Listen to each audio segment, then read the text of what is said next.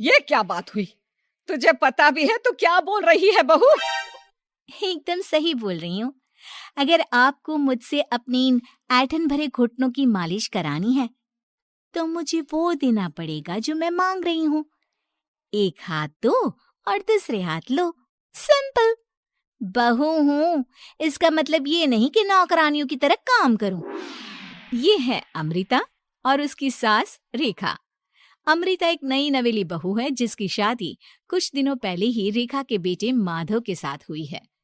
वैसे तो अमृता दिल की बहुत अच्छी है, लेकिन वो कहते हैं ना कि खून का रंग तो दिखता ही है।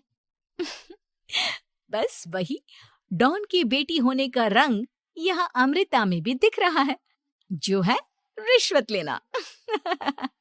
जी हाँ, काम चाहे कितना भी छोटा या कितना भी बड़ा क्यों ना हो, हमारी अमृता बहू बिना रिश्वत लिए कुछ नहीं करती। चलिए देखते हैं आगे इनके साथ और क्या क्या होता है। रेखा और अमृता को लड़ते देख ससुर प्रेमचंद वहां आता है और कहता है, अरे क्या हुआ? काहे इतना तिल मिला रही हो रेखा? अरे कुछ बोलोगी भी या कानों में हड़ताल हो रखी है तुम दोनों के? देखिए ना पापा जी, माँ जी ने मुझे कहा कि मैं उनके घुटनों की मालिश कर दूं, लेकिन उसके बदले में माँ जी मुझे वो हीरो वाला पुश्तैनी हार देने से इनकार कर रही हैं। क्या? घुटनों की मालिश के लिए हीरो का पुश्तैनी हार कौन मांगता है बहू? पापा जी, आपको तो पता ही है ना, आपकी बहू कितनी सयानी है, हर कोई भी काम फ्री में नहीं करती। और अब शेखावत खानदान का आटा तो इतना भी गीला नहीं है कि अपनी बहू को हार ना दे पाए। क्यों माय डियर माँ जी? देखा आपने प्रेमचंद जी, ये अब मुझसे पुश्तैनी हार मांग रही है, कल को पूरा घर मांग लेगी। अरे जा जा, मैं खुद कर लूंगी अपनी मालिश। ठीक है, मुझे क्या। एंजॉय योर मालिश टाइम माँ जी। रात में जब पति महादेव दफ्तर से लौटकर घर आते हैं तभी कमरे में, अमो, अमो सुनो ना, मेरा वो लाल रंग का जो शर्ट है ना, वो धो दो ना प्लीज। एक्चुअली कल मेरी एक इम्पोर्टेंट इंटरनेशनल क्लाइंट के साथ मीटिंग है, बहुत बड़ी डील का ऑफर है, इसलिए मैं अपनी उस लकी शर्ट को पहनकर जाना चाहता हूँ। अभी धो दो, रात भर में तो सूखी जाएगी, फिर कल अच्छे से कड़क वाली इस्त्री कर देना अपने शुभ शुभ हाथों से। जी नहीं, मैं ये सब ऐसे ही नहीं करने वाली। अगर काम करवाना है तो मेरी एक शर्त है। अरे यार, तुम और तुम्हारी शर्तें, बोलो क्या है? आपको मुझे 10 मनीष मल्होत्रा डिजाइनर की साड़ियां दिलानी होगी। 2 हफ्तों में मेरी स्वीट हार्ट फ्रेंड बिल्लो रानी की शादी है। मैं वहां डिजाइनर साड़ी पहनकर जाऊंगी और सब कुछ जला दूंगी। माधव अपनी बीवी की बात सुनकर हैरान परेशान अपने सर पर हाथ रखकर बैठ जाता है। अरे तुम बीवी हो या आफत? तुम्हारे दिमाग में जंग लग गया है क्या? देखो इतने सारे पैसे नहीं है मेरे पास। तुम्हारी याददाश्त तो जगह पर है ना माधव, भूल गए? मैं एक डॉन की बेटी हूँ। अगर तुमने मेरे कहे मुताबिक काम नहीं किया तो तुम्हारे लाल शर्ट को दूर ही रखो। मेरे पापा तुम्हें ही लाल कर डालेंगे। ठीक है ठीक है, चलो अब ज्यादा मत डराओ, तुम्हें जो चाहेगा मिल जाएगा। अब ये डर और रिश्वत का सिलसिला यूं ही चलता रहता है और इसी तरह समय बीतता रहता है। एक सुबह सब नाश्ते के टेबल पर बैठे थे, जहां अमृता सबके सामने एक व्हाइट बोर्ड लाती है जिस पर दिन भर के सारे कामों के रेट लिखे हुए थे। अब ये क्या है? टीचर नहीं बनने का इरादा है क्या तेरा? अगर हाँ तो अफसोस, बेचारे बच्चे, उनका भविष्य तो अंधेरे में है। आप लोग बेकार की बातें बंद कीजिए और आंखें खोलकर ठीक से पढ़िए। क्या लिखा है? ये आज के सारे कामों के रेट्स हैं। आलू पराठे, चाय, दाल, रोटी, चावल, सब्जी, हलवा, मिठाई, रसोई की सफाई, वॉशिंग मशीन में कपड़े धोना, ओखल में मसाले कूटना और माँ जी और पापा जी के अलमारी की सफाई करना। इन सब कामों की कुल मिला के जो रकम बनती है वो है ये 10,000 रुपए और माँ जी के लेटेस्ट लाए हुए सोने के झुमके भी। अमृता, तुम इंसान हो या हैवान? जरा तो दया करो हम पर। हे राम जी, उठा लो, अब ना देखा जाता ये सब। सच में पता नहीं कौन सा दिन था वो जब ये हमारे घर आई। महादेव, तेरे प्यार ने तो हमारा जीना दुश्वार कर दिया बेटा। दुनिया में बहुत रिश्वतखोर लोग देखे, लेकिन ऐसी रिश्वतखोर बहू पहली बार देख रहा हूँ जो अपने ही परिवार को लूटने में लगी है। बहू, तुझे पता है ना कि ऐसे रिश्वत मांगना गुनाह है। पापा जी, मैं कोई गुनाह नहीं कर रही हूँ। रिश्वत लेना बाहर की दुनिया में गुनाह है। मैं तो बस अपना हक मांगती हूँ। मेरी रिश्वत रिश्वत नहीं, मेरा शगुन है, नेग है। और वैसे भी मैं एक बहू हूँ, इसका मतलब ये नहीं कि मैं सब काम पूरी जिंदगी फ्री में करूँ, आपके चरणों को धोते बैठूं और 24 घंटे आपकी नॉन स्टॉप सेवा करती बैठूं। चलिए छोड़िए, नाश्ता और खाना चाहिए तो बोल दो जल्दी से, वरना मैं चली थिएटर। आज मेरे फेवरेट सलमान की पिक्चर रिलीज हुई है। इतना कहकर अमृता वहां से चली जाती है। इस बेवकूफ का जल्दी कुछ करना पड़ेगा। कुछ दिनों बाद घर में पूजा रखी थी और पूजा में 11 पंडितों का खाना बनाने के लिए कहा जाता है, वो भी नई बहू के हाथों से। देखो अमृता बहू, आज घर में पूजा है, 11 पंडितों को खाना खिलाना है। 56 भोग बना पाओगी? उन्होंने कहा है कि नई बहू के हाथों का खाना ही होना चाहिए, नहीं तो मैं रेखा को ही बोल देता हूँ। ओ कम ऑन पापा जी, खाना तो मैंने फ्री फंड में अपने घर में भी कभी ना बनाया। तो अब आपको क्या लगा कि पूजा का नाम लेकर आप मुझे अपनी झांसे में फंसा लोगे? अरे कल मुही, बस अब बस, पहले सुन भी ले क्या कह रहे हैं हम। तुम्हें जितने पैसे चाहिए, जितने तोहफे चाहिए, सब ले लेना, बस पूजा पाठ में कोई बाधा नहीं आनी चाहिए। ओहो, ये हुई ना समझदारी वाली बात। ठीक है, अब आप लोग निश्चिंत रहिए, मैं ऐसा खाना बनाऊंगी कि उन 11 पंडितों की 11 पुश्तें भी मेरे खाने के स्वाद को याद रखेंगी। अमृता पंडितों के लिए खाना पकाती है और पूजा संपन्न होने के बाद उन्हें केले के पत्तों पर खाना परोसती भी है, जिस पर खाने का पहला निवाला खाते ही वो क्या भोजन है। हम इतनी जगहों पर जाते हैं, लेकिन इतना अच्छा स्वाद तो काफी मुश्किल से चखने मिलता है।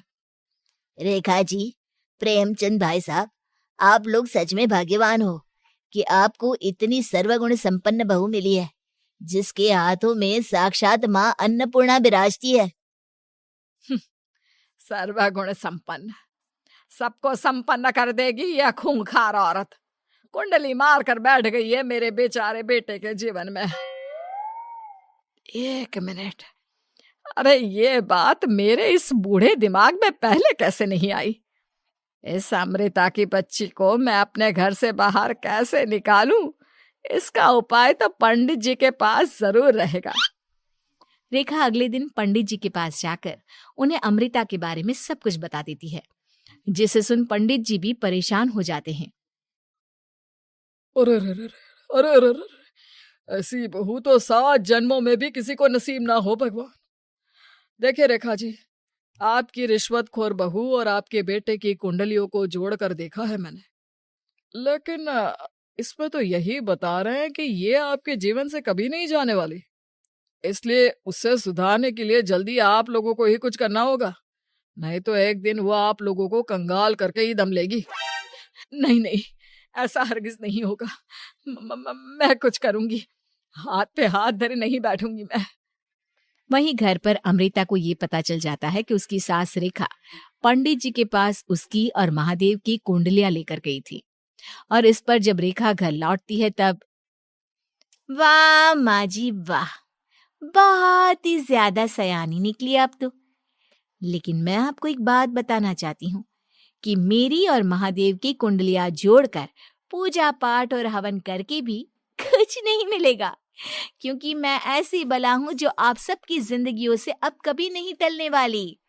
फिर चाहे आप कितने भी टोटके हवन या उपाय कर लें। तो खुद को समझती क्या है रे बदतमीज, तुझसे बात करना तो दूर, मुझे तो तेरी शक्ल देखना भी नहीं पसंद। अब सास बहू के बीच एक अनकहा सा युद्ध छिड़ जाता है। दिन बीतने लगते हैं, लेकिन एक दिन अचानक रेखा की तबीयत हद से ज्यादा खराब हो जाती है और उसे सांस लेने में भी काफी दिक्कत और परेशानी महसूस होती है। जब उसे डॉक्टर के पास ले जाया जाता है तब डॉक्टर चेकअप करके कहते हैं, देखिए, मैंने सारे टेस्ट करके देख लिए हैं और रिपोर्ट्स को क्रॉस चेक करके ये पता चला है कि रेखा जी को गंभीर दिल की बीमारी है। उनके फेफड़ों में भी काफी सूजन आ गई है। उनका जल्द से जल्द ऑपरेशन करना होगा, वरना आई एम सॉरी टू से उन्हें बचाना मुश्किल हो जाएगा। ये खबर सुनकर प्रेमचंद और माधव दोनों हक्का बक्का रह जाते हैं। लेकिन डॉक्टर साहब, कितने पैसे लगेंगे ऑपरेशन के लिए? और उसके बाद रेखा पूरी तरह ठीक तो हो जाएगी ना? जी हाँ, इस ऑपरेशन के बाद वो बिल्कुल ठीक हो जाएंगे, लेकिन वो तभी हो सकता है जब ऑपरेशन टाइम से हो पाएगा। और रही बात ऑपरेशन के खर्चे की, तो उसमें तकरीबन 6 से 7 लाख रुपए तक लग सकते हैं। जहां एक तरह सब रेखा की तबीयत और ऑपरेशन को लेकर परेशान होते हैं, वहीं घर पर रेखा को बिस्तर पर देखकर भी अमृता के अंदर जरा भी दया नहीं आती। ओ माँ जी, ये अपना फालतू का मेलोड्रामा बंद कीजिए ना आप। मुझे पता है आपको मुझे रिश्वत नहीं देनी है और घर के सारे काम मुझसे मुफ्त में करवाने हैं, इसीलिए आप ये सब कर रही हो ना। सीरियसली अमृता, ऐसे हालात में तुम ऐसी बातें कैसे कर सकती हो? हम यहाँ परेशान हैं कि ऑपरेशन कैसे कराएंगे, बैंक में इतने पैसे भी नहीं है, और तुम माँ को ताने सुना रही हो। अरे अमृता बहू, मैं भला ढोंग क्यों करूंगी?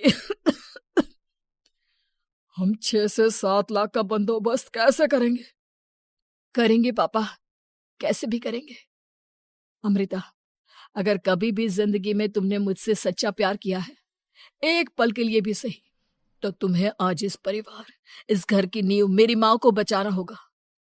हमने अपना सब कुछ तुम्हें दे दिया है, अब तुम्हारी बारी है अपने किए का हिसाब चुकाने की।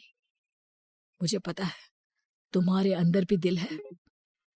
अमृता बिना कुछ कहे वहां से चली जाती है और अपने कमरे में जाकर वो अलमारी में से अपनी माँ की तस्वीर को निकालकर अपने सीने से लगाती है और भावुक हो जाती है। माँ, आपके जाने के बाद पापा ने ही मेरा ख्याल रखा, लेकिन उनकी वजह से ही मुझ में काफी बुरी आदतें भी आ गई। शायद मुझे इतना बुरा आपकी गैर मौजूदगी ने ही बनाया। मैंने कभी आपकी लोरी नहीं सुनी, आपकी गोद में नहीं सोई, आपके हाथों से अपने बालों की चंपी नहीं करवाई, क्योंकि वक्त से पहले ही आप मुझे यहाँ छोड़कर चली गई। लेकिन अब मैंने जितना भी इस घर से लिया है, उतना सूद समेत चुकाने की बारी आ गई है। अब मैं अपने रहते अपने प्यार को भी उसी दर्द से नहीं गुजरने दे सकती जो मैंने आपके नहीं होने से सहा है। अमृता तुरंत ही अपने सारे पैसे और गहने माधव को लौटा देती है और रेखा का ऑपरेशन किया जाता है। रेखा ठीक हो जाती है और जब घर आती है तब अमृता दरवाजे पर आरती की थाली लिए खड़ी होती है। वेलकम होम माँ जी, आई मिस्ड यू। पता है कितने दिनों से किसी के भी साथ लड़ाई नहीं की थी मैंने, और ना ही किसी से रिश्वत मिली मुझे। क्या? हमें तो लगा था कि तेरी अकल ठिकाने आ गई है, लेकिन तू तो अभी भी जैसी की तैसी ही है। माँ जी, पूरी बात तो सुनिए। हाँ, ये सच है कि मैं रिश्वत लिए बिना नहीं रह सकती लेकिन अब ना मेरी रिश्वत बदल गई है। अब मुझे हर काम के बदले झप्पी, अपनापन, प्यार और अपनी इस माँ का दुलार चाहिए। ये सब तो हम तुझे भर भर के दे सकते हैं बेटा। पूरा घर एक साथ अमृता को जोर की झप्पी देता है और सब हंसते मुस्कुराते घर के अंदर चले जाते हैं।